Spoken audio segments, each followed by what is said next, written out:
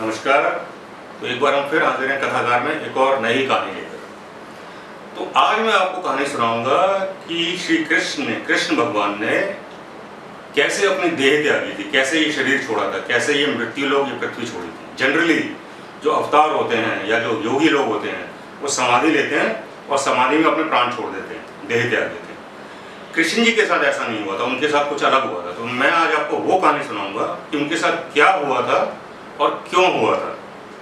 तो जब महाभारत का वॉर खत्म हो गया, कौरव सारे मारे गए थे, कौरवों की तरफ से सिर्फ 3 लोग बचे थे, मैं बता चुका हूँ। पांडवों की तरफ से कुछ सैनिक बचे थे और पांडव बचे थे। तो कृष्ण जी ने पांडवों को बोला कि, और युधिष्ठिर का राज्याभिषेक हो चुका था, वो हस्तिनापुर का राजा बनने ही वाला था। तो कृष्ण जी ने पांडवों को बोला, युधिष्ठिर को बोला कि अब तुम लोग जाके धृतराष्ट्र यानी दुर्योधन के पिता और गांधारी, धृतराष्ट्र के भाई दुर्योधन की माता जी, धृतराष्ट्र और गांधारी से जाकर आशीर्वाद दो। पांडव थोड़ा हिचक रहे थे क्योंकि भीम ने जो है उनके सारे के सारे 100 पुत्रों को मारा था, उनका वध किया था। पर कृष्ण जी ने बोला ये जरूरी है। तो उनके कहने पर वो दोनों गए। उन्होंने, गांधारी ने और धृतराष्ट्र ने जबरदस्ती आशीर्वाद भी दिया।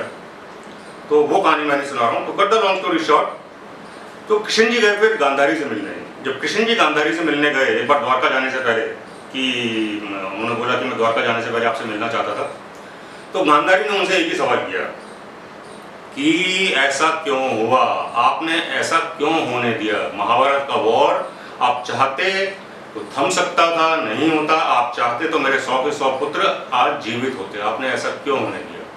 तो कृष्ण जी ने जवाब दिया कि देखिए ये विधाता को ऐसा ही मंजूर था, उनकी डेस्टिनी थी। तो गांधारी ने बोला आप ही विधाता हैं, आप ही त्रिलोकीनाथ हैं, फिर कैसे हो गया ये। तो कृष्ण जी ने फिर वही बात बोली कि जो पृथ्वी पर आया है वो अपनी डेस्टिनी से बनकर आया है, उनके कर्म ऐसे थे, उन्होंने जो किया था उनके साथ ऐसा ही होना था। तो गांधारी को बहुत बहुत गुस्सा था। She was filled with fury and rage, क्योंकि एक आध दिन हुआ था उसके पुत्रों को मरे हुए। तो और उसके दिमाग में ये था कि ये कृष्ण जी की वजह से हुआ है, he is the main cause.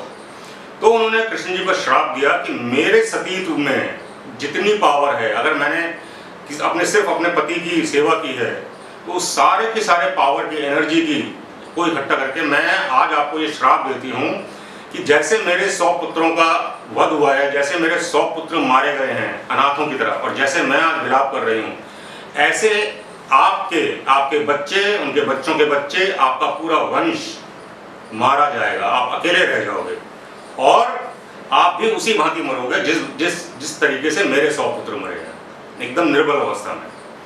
तो कृष्ण जी ने कुछ नहीं बोला। कृष्ण जी ने इसे प्रणाम किया और कहा कि मैं श्राप को भी स्वीकार करता हूं, ऐसा ही होना था। ये कहकर वो द्वारका चले गए। उसके बाद तो cut the long story short, जो यादव थे, कृष्ण जी यदुवंश के थे, यादव थे, उनको यादव बोलते हैं। तो उनका जो पूरा यादव प्लान था, जिसने महाभारत के वॉर में पार्ट लिया था, समहाउ क्या हुआ कि वो 2 गुटों में बट गया और उनका आपस में जो है बहस छिड़ गई कि पांडव धर्म के साथ थे या कौरव अधर्म के साथ थे, या पांडवों ने ज्यादा छल किया या कौरवों ने ज्यादा छल किया। क्योंकि छल तो हुआ था महाभारत के वॉर में।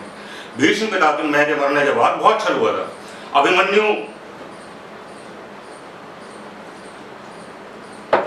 को 6 महारथियों ने मिलकर मारा था, नियत्ते को, वो कौरवों ने किया।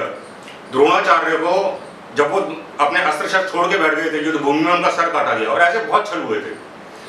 तो उन दोनों ग्रुपों में, जो कृष्ण जी का यदुवंश था, उन यादवों में दो गुट बन गए। दोनों में आपस में ये झगड़ा हो गया, ये बहस हो गई कि कौन ज्यादा अधर्मी था या कौन धर्म के साथ था। और झगड़ा इतना बढ़ गया, इतना ज्यादा बढ़ गया कि उनमें आपस में मारकाट मच गई और सबने मिलकर एक दूसरे को मार दिया, एक भी जिंदा नहीं बचा। तो जैसा गांधारी ने श्राप दिया था वही होने को आया। बलराम ने और कृष्ण ने बहुत कोशिश की बीच बचाव करने की, पर उन्होंने किसी की नहीं सुनी। They killed each other and they were completely annihilated, completely destroyed. ये देखकर बलराम का मन इतना खिन्न हो गया कि वो समाधि में बैठ गए और उन्होंने अपने प्राण छोड़ दिए। तो बलराम जी शेषनाग के अवतार थे, तो नाग के रूप में उनके प्राण निकल गए। जब कृष्ण जी ने ये सब देखा तो उनको लगा कि अब उनका भी जाने का समय आ गया है, उनका भी देह त्यागने का, ये मृत्यु लोक छोड़ने का समय आ गया है। पर उन्होंने समाधि नहीं ली। वो वहां पर जो ट्री था, जिसको हम इंग्लिश में बनियान ट्री बोलते हैं, उसके नीचे लेट गए और उन्होंने दोनों पैर क्रॉस कर लिए, लेफ्ट ओवर द राइट। और उनका अंगूठा जो है ऐसे ऐसे चल रहा था, वो कुछ सोच रहे थे। जब वो ऐसे ऐसे चल रहा था उनका अंगूठा, उनके पैर, उनके टोस, तो बहुत दूर एक आम सा शिकारी वो शिकार कर रहा था, तो उसने निशाना लगाया तो उसको लगा ये हिरण के कान है। उसने बाण चलाया और वो कृष्ण जी के तलवे में जाके धंस गया। अब वो एक और कहानी है, मैंने पहले सुनाई थी। कृष्ण जी का सिर्फ एक पार्ट वीक था, तलवे में एक पॉइंट, जहां बर्बरी, जब वो बर्बरी का टेस्ट ले रहे थे, बर्बरी का बाण जाके लगा था, उसी पॉइंट पर उस शिकारी का बाण धंस गया और कृष्ण जी ने अपना प्राण छोड़ दिए, ये देह छोड़ दी और वो विष्णु का रूप धारण करके वैकुंठ चले गए। अब ये एक और कहानी है। अब ये तो गांधारी का श्राप पूरा हो गया। अब यहाँ एक और वरदान की कहानी आती है कि कृष्ण जी ने समाधि क्यों नहीं ली, उन्होंने इस तरह से देह क्यों त्यागी। तो ऐसा कहा गया है, ऐसा बताया जाता है कि वो जो शिकारी था उसका नाम था जरा, और वो शिकारी कौन था? वो शिकारी उससे पहले वाले युग में, त्रेता युग में, जब राम हुए थे, आप सबको ये कहानी तो आप सबको पता होगी कि राम ने वाली को छुपके मारा था, सुग्रीव के भाई वानर वाली को छुपके मारा था, क्योंकि उसको छुपके ही मारा जा सकता था। तो जब वाली मर रहा था तो उसने श्री राम को बोला कि आपने ऐसा क्यों किया, मैंने तो आपको कुछ नहीं बिगाड़ा था, मेरी जो दुश्मनी थी अपने भाई से थी, आपने मुझे मारा, आपका मारना नहीं बनता था, वो भी छुप के मारा, तो ये अन्याय नहीं है, इससे ज्यादा अधर्म क्या हो सकता है? तो राम जी ने बोला कि तुम्हें ऐसे ही मारा जा सकता था, तुम अधर्म की साइड हो, पर हाँ तुम्हारे साथ जो अन्याय हुआ है, तो जब मैं अगला अवतार लूंगा द्वापर युग में, जब मैं कृष्ण बन के आऊंगा, तो तुम मेरी मृत्यु का कारण बनोगे। ऐसा बताया गया है, ऐसा बोला जाता है कि ये जो शिकारी था, आम शिकारी, जिसका नाम जरा था, ये राम जी के टाइम में पिछले जन्म में वाली था, जिसने ये हंटर बन के जन्म लिया, वो वरदान पूरा करने के लिए जो राम जी ने उसको दिया था। तो ये कारण था कि कृष्ण जी ने समाधि नहीं ली और उन्होंने देह इस तरह से लिया था। उसको मृत्यु भी बोल सकते हैं, पर चूंकि वो अवतार थे, विष्णु जी थे, तो मृत्यु नहीं बोलते, उन्होंने देह त्यागा। So this was a story कि कृष्ण जी ने देह कैसे त्यागा और क्यों त्यागा। अब इसमें मॉरल क्या है?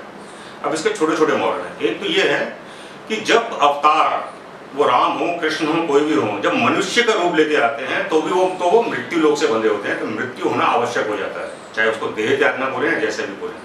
हालांकि कृष्ण जी कर्म से नहीं बंधे हुए थे, उनका कोई भी क्रम, उनका कोई भी काम कर्मों में ट्रांसलेट नहीं होता था, because he was over and above it. उनके सारे काम दूसरों के लिए होते थे, अपने लिए कुछ भी नहीं होता था। और दूसरी चीज ये कि जब आते हैं, you know, Krishna's death is not significant, Krishna's life is significant. जैसे ओशो भी बोल गए थे एक बार कि उनकी जीवनी इंपॉर्टेंट है, वो क्या सिखा गए। उनका पूरा के पूरा जीवन, डिस्पाइट द फैक्ट कि जब उन्होंने जन्म लिया था तब से मृत्यु उनके पीछे पड़ी हुई थी, तो कृष्ण जी का जीवन एक उत्सव था।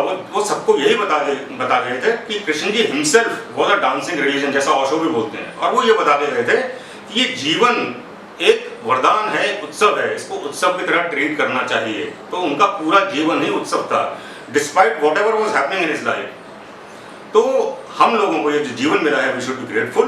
तो लाइफ उत्सव है, उत्सव मनाइए और खुश रहिए। हम एक और कहानी लेकर फिर हाजिर होंगे, तब तक के लिए प्रणाम, थैंक यू, टेक केयर।